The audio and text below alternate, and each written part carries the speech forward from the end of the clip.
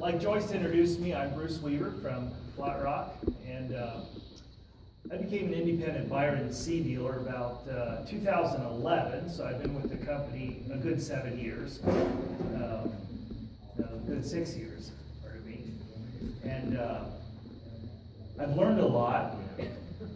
I've learned that I didn't know a lot, because the more you learn, the more you realize you don't really know a lot. How many of you have heard of Byron Seeds before? Okay, here we got one fellow. Byron is known for its forages, and I have some of our forage resource guides back there on the table. If anybody is interested in one, you can have one, they're free. This pretty much has everything in that Byron sells, from grasses and alfalfa and clovers, our cover crop mix, we have corn, we have sorghum Sudans, and various products. So if that's anything that interests anybody, you're welcome to have one. I put together this little presentation. I was told it's supposed to be a, may I use this pointer? See if it works. I might not want to. Put together this little presentation for us tonight, and just to kind of help you understand what we can do with garden cover crops. And I'm going to talk about us as a family and what we do. So first of all, who is Byron Seeds? Byron is a premium forage company. And our goal at Byron is to search the world over and bring you the newest and the latest and the greatest genetics in the forage industry to grow the best feed to feed our animals. That's what our goal is. So a lot of our grasses are from Europe. Europe has kept up in grass breeding a lot better than the U.S. has. The U.S. is trying to catch up now, but a lot of our grasses come out of Europe. Our alfalfas are bred here in the U.S. The clovers are some in the U.S. and some in Europe. Not only do we sell these seeds, but we are an education-based company. That's why we have people go out to meetings like this and just interact with people. It's not about you writing the check to the company, but we want to make sure you're successful when you plant our seeds. And so there's always a support staff behind if anybody needs help, that we can get you help. And we want people to be more productive at what they're doing. It is an Indiana-based company. Byron was started about 21, 22 years ago. It's based out of Rockville, Indiana. Is where the headquarters are. Building offices are in Illinois, but almost all the seed is shipped out of either Rockville, Indiana, or else Shipshewana, up in the northern part of the state. Our slogan for Byron is Farmers Helping Farmers.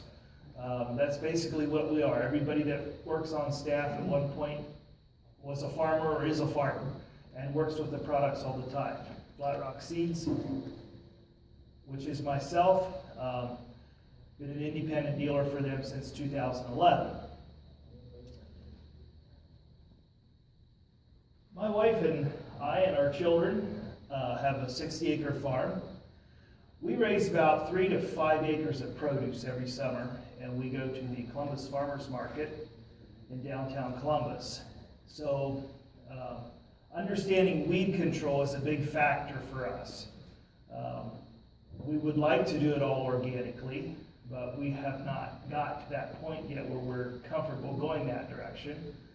But we do try to use as few pesticides as possible and as many organic practices as possible. And one of those things that we use is cover crops, and that it has been a tremendous help to us. What we're trying to do now is raising produce year-round. Last winter, a little over a year ago, I put up a greenhouse, and we started raising produce in the greenhouse right in the soil all winter long.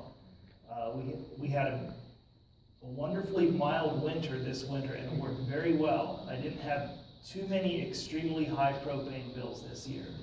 We set the temperature about 42 degrees and just left it there. When the sun came up in the daytime, warmed that thing up, and the fans could kick on and cool it down if it needed to, and exchange CO2 gases for oxygen, get some more oxygen in there, keep the plants going. But I did learn that photosynthesis has a lot to do with plant growth in the wintertime. Without putting any additional lighting in there, when you cut daylight hours down to 8 hours of sunshine, plant grows a lot slower. One of my fellow growers made this observation. He said, the lettuces that I plant in the summertime that take 6 weeks to grow take 11 in the winter. Same stuff. It's just that much less daylight. So we've been experimenting with that this winter. Here's another slide of that. We've got red beets on the left, and then there's radishes. It's a little hard to see, but you can see some different colored things in here. This is a mustard green. There's a row of radishes here. There's a row of arugula here, and another mustard green there. We sell to. There's a winter farmers market in Columbus inside the Fair Oaks Mall. We take summer products there. We have a couple restaurants that buy from us on a weekly basis. And they're always looking for fresh produce all winter long because it's really hard to come by. So it was because of that we started into that. The garden cover crop mix, which is a bag we gave away, and we have another bag to give away. This contains a mixture of oats, nitro radish, and crimson clover. And this mix that I have here on the picture is sort of the basis of that. I had a few other things in there. There's a little buckwheat in there. There's a little bit of Sudan grass in there as well, and I believe a few turnips. But I planted this after I had taken off my early summer vegetables. In this particular area, we had spinach, carrots, red beets, chard. Trying to think what else we had. But anyway, after I had harvested, those things were planted early spring, and I harvested them. And then the land was basically laying fallow. It wasn't doing anything. The end of August, I went in and used my rototiller, tilled it up, and just put this cover crop mix out there. And this is what it looked like by the 20th of October. About 2 foot of growth out there. Just beautiful. So lush and so green. That picture was taken in the early morning. The sunlight's coming on it from the east. And in that mix is oats. There's daikon radishes. There's rape, which is kind of in that cole family. It looks kind of like a broccoli plant, but it doesn't put a head on. The rape sometimes will survive the winter, but the rest of everything in this mix winter killed, and I'll show you that. So what happened? I chose things to put in this mix that would winter kill because I didn't want to have to go out there and kill it off in the spring. Now, the bee guy was telling me, is it Tom? Was that his name? We'll call him Tom. He said he planted cereal rye in his garden, and cereal rye does not winter kill. And he says he's got 6, 8, 10 inches of growth now, and he's clipping that off and giving it to his chickens. But he has to figure out how to kill it off in the spring. I chose this mix because it winter kills. I don't have to kill it. So mid-December, we had that hard freeze, and we had a pretty long, warm fall last fall, if you remember. And then we had that hard freeze in December, down to about 10 degrees. It killed it out. That decaying process started. So what's left in the spring? I took this picture yesterday. Oops, I'm sorry. Let's go over this slide. So the oats basically just left a straw thatch on the ground. The daikon radishes are completely gone. There's a few holes in the ground. A few of the rape plants survived, and I don't see any crimson clover out there. Crimson clover should survive the winter and be coming back this spring. I think I had too much fall growth and it just choked it out, and it didn't get enough sunlight because it was too thick. Or you could blame it on bad seed. That's another thing you can do. So this is what it looks like right now. I took this picture yesterday. You see the oats kind of make a straw thatch on there. You see little green lobs in there. Those are the rape plants that didn't winter kill. It's amazing what it is like to walk out on there, and you pull that thatch back, and you see all kinds of earthworm millings down there where the earthworms have been working, coming up, getting themselves some stuff to eat, and going back down again, and it's really neat. So, those are some holes in the ground where the daikon radishes were. And those guys were, this big around, this tall. They had that big white tuber.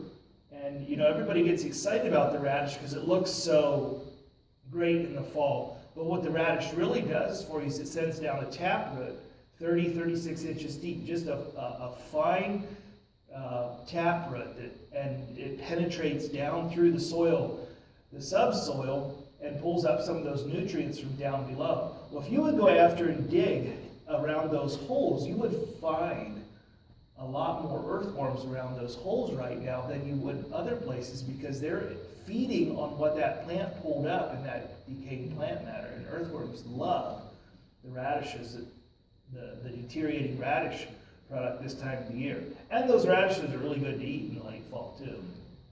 If you like hot ones, you can eat them in the spring. Oops, wrong way. So one of the things we say of the daikon radishes is what's left looks like an old sock, and it's pretty hard to see it, but that it's right here. You can see that leftover radish right there. He's got some black mold growing on him, and the hole that he was in. He fell over, and that's where he laid and decayed. So, and like I said before, earthworms thrive in the vicinity of these holes. They just love it. So, what are the benefits of garden cover crops? Like Joyce said, we've been using them out in the farmers have been using them in the fields for years. But what advantages does it have to a gardener like you and I? Well, one of the things that we have is a lot fewer winter weeds. And that's less weeds to need to deal with in the spring. And there's fewer weed seeds from those fall plants that didn't have the chance to grow. Those foxtails and stuff like, and the lamb's quarters, whatever giant ragweed you've got out there that would go on in the fall, produce viable seed and drop it. By tilling that under and putting a cover crop in there, you stop those fellows from producing seed and putting more seeds into your soil.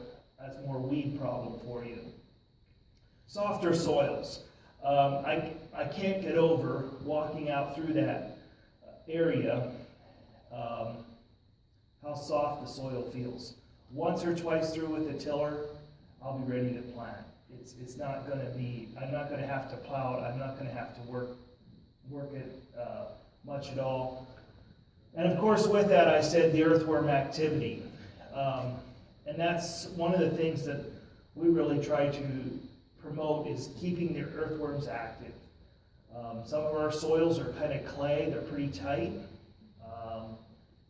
And just keeping those soils aerated by earthworms, it does a tremendous amount of good for us. More benefits. Earthworms and other soil microbiology need living and decaying plant materials to feed on so they can live. You take away the food source, they go away, just like the bees. You take away the flowers, you take away the habitat, they leave. Same thing is true with microbiology and earthworms.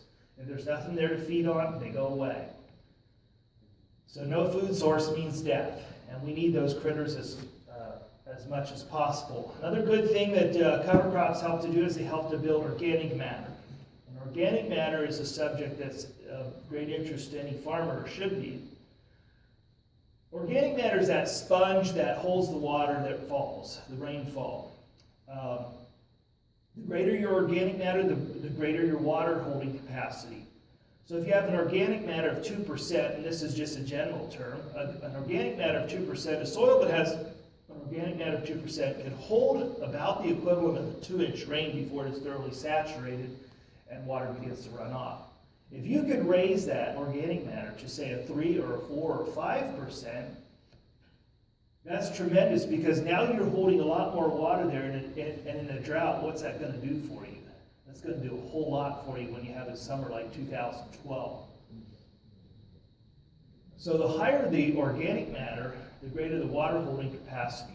Now the question people ask then is if it holds so much water, will it be more difficult in the spring to get in later?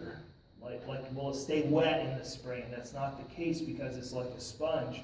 You actually are able to get in it sooner than a lower organic matter soil.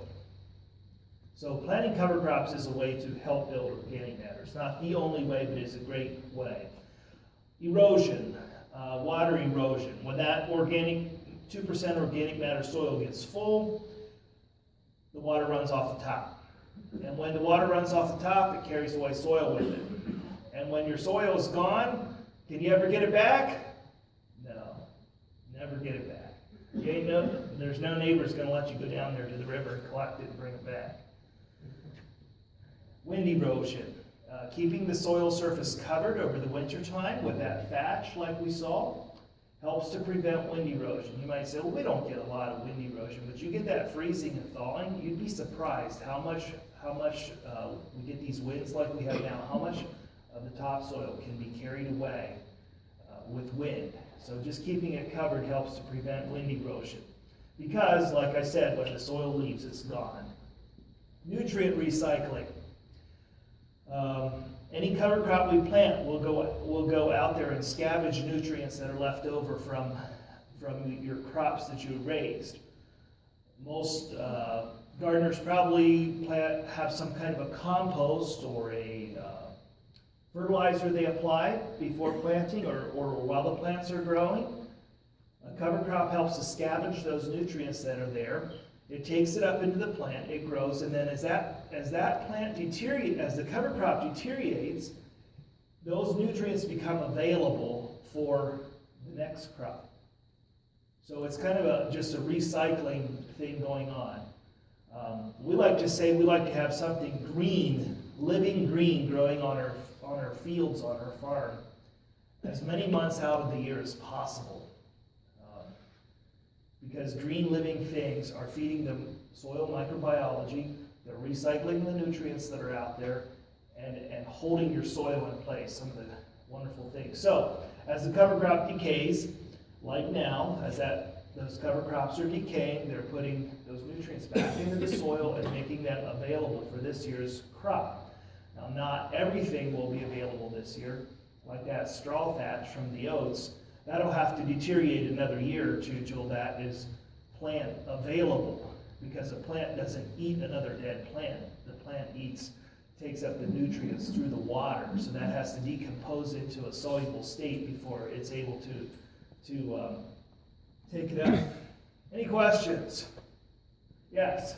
So, do the oats become a negative factor in trying to plant seed and stuff? Like, in the garden? In the spring. So,